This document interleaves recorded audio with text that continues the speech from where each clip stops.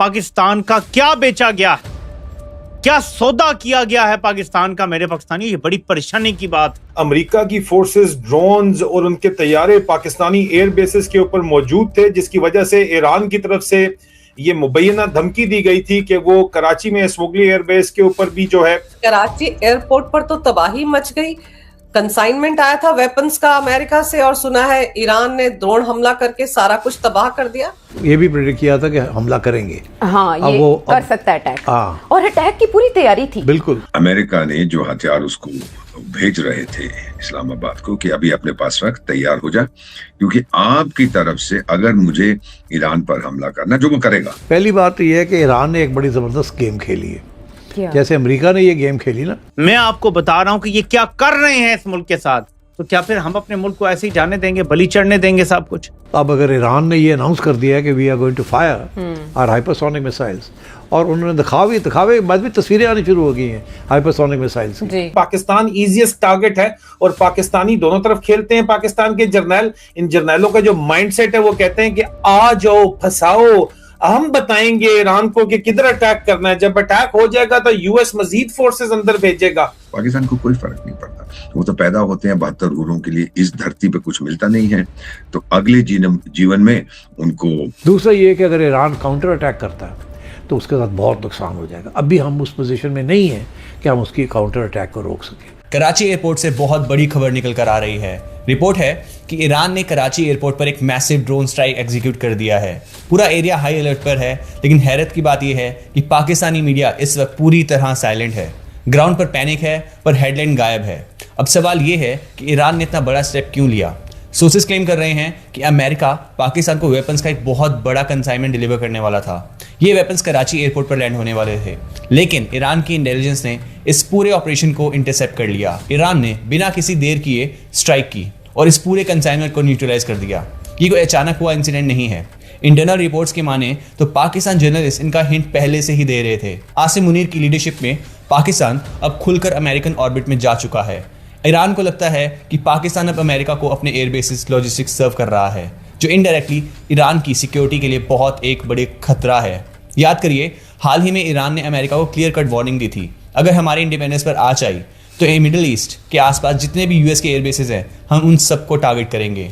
ऐसा लग रहा है कि ये स्ट्राइक उसी वार्निंग का सिर्फ एक ट्रेलर था। पाकिस्तान इस वक्त दो महाशक्तियों के क्रॉसफायर में फंस चुका है। क्या ये बहुत बड़े फुल स्केल वॉर की शुरुआत है या पाकिस्तान इस सिचुएशन को कंट्रोल कर पाएगा? अजीजान नेमन, एक तरफ तो जो हमारे पास मिलिट्री सैटेलाइट की इमेजरी है उससे पता ये चलता है कि जो अमेरिका की फोर्सेस, ड्रोन्स और उनके तैयारे पाकिस्तानी एयर बेसिस के ऊपर मौजूद थे, जिसकी वजह से ईरान की तरफ से ये मुबैना धमकी दी गई थी कि वो कराची में स्मुगली एयरबेस के ऊपर भी जो है, और उसके अलावा शमसी एयरबेस के ऊपर भी, दालबदीन के ऊपर भी वो मिसाइल स्ट्राइक कर सकते हैं अमेरिकी असासों के ऊपर। अगर अमेरिका की तरफ से ईरान के ऊपर कोई कार्रवाई की गई तो जो मिलिट्री सैटेलाइट इमेजरी जो हम आपके साथ शेयर नहीं कर सकते, वो बताती है कि पाकिस्तान से जो एसेट्स हैं, जो एयरफोर्स के एसेट्स हैं, यूएस एयरफोर्स के, वो इस वक्त मौजूद नहीं है किसी भी बेस के ऊपर, ना जगबाबाद पे, ना भंडारी के ऊपर, ना कराची के अंदर, ना दालबदीन में।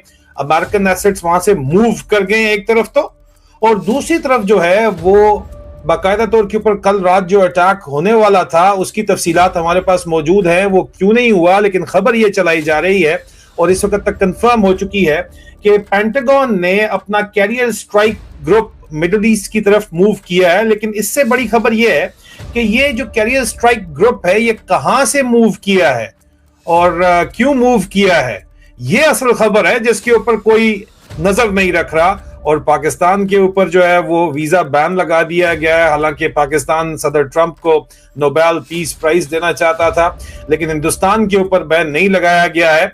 ये अहम खबर है।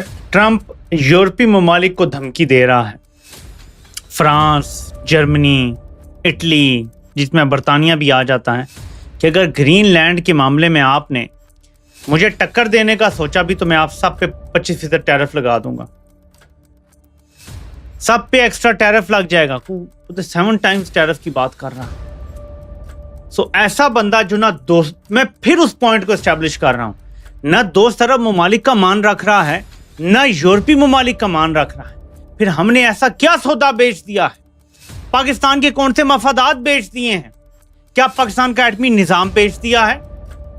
क्या हमने ऐसा बेच दिया है कि ट्रंप कहता है ये मेरा फेवरेट मील मार्शल है, लेकिन यूरोप से भी लड़ने के लिए तैयार है, अरब ममालिक की भी तारीफ करने के लिए तैयार नहीं है, किसी से मुंह लगाने के लिए तैयार नहीं है, मोदी तक को रुसवा कर रहा है।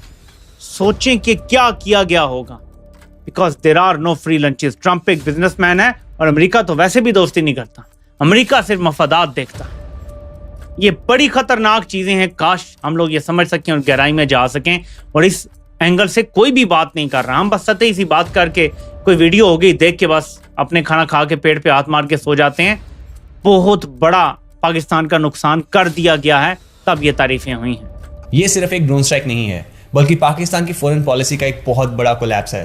एक तरफ पाकिस्तान की इकोनॉमी आईसीयू में है और दूसरी तरफ वो अपने नेबर्स के साथ बॉर्डर्स को वॉर जोन में बदल रहा है। एक्सपर्ट्स का मानना है कि आसिम मुनीर का प्रो अमेरिकन टिल्ट पाकिस्तान को एक जंग में धकेल रहा है। वो अफोर्ड नहीं कर सकते। कराची एयरपोर्ट जैसे सेंसिटिव लोकेशन पर अटैक होना ये दिखाता है कि ईरान अब डिप्लोमेसी पर नहीं बल्कि डायरेक्ट एक्शन पर बिलीव कर रहा है।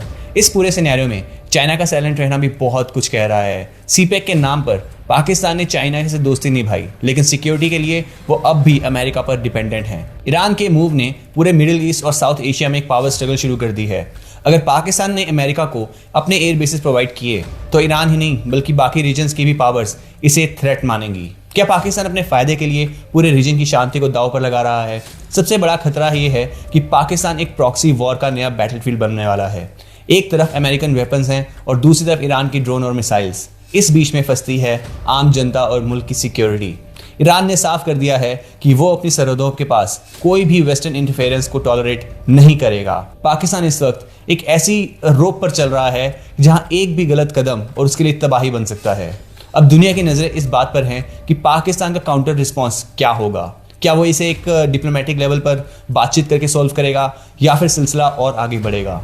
पाकिस्तान की हिस्ट्री रही है कि जब भी वो पावर की लड़ाई में कूदा है, नुकसान हमेशा उसका अपना ही हुआ है। आपको क्या लगता है, क्या पाकिस्तान को अमेरिका का साथ देना चाहिए या ईरान के साथ अपने रिश्ते सुधारने चाहिए? क्या हम एक वर्ल्ड वॉर 3 का नया फ्रंट बनता देख रहे हैं? अपने व्यूज नीचे कमेंट सेक्शन में जरूर बताइए। अगर आपको वीडियो अच्छा लगा तो वीडियो को लाइक और चैनल को सब्सक्राइब करना ना भूलना। जय हिंद।